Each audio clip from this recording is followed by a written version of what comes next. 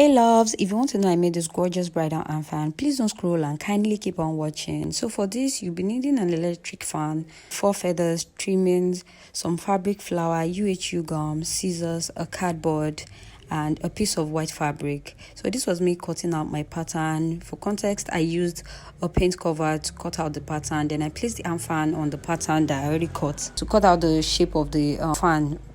So after I did that, I went ahead to place my white fabric on it to cover the cardboard. I'm doing this so as to make sure that the feathers actually stay in place. So I did that. After I was done, I placed it on the fan like so, and I proceeded to add my UHU gum all around so as to make it sturdy and it doesn't come off while the bride is using it. I went ahead to put that all around, then I proceeded to start adding my 4 feathers around the fabric that I already placed on the carton. I did that all around. I think I went in about twice, and after I was done placing that, I had to fan it to make sure it was actually sturdy and it doesn't come off. Then I did that for the front, both for the front and the back.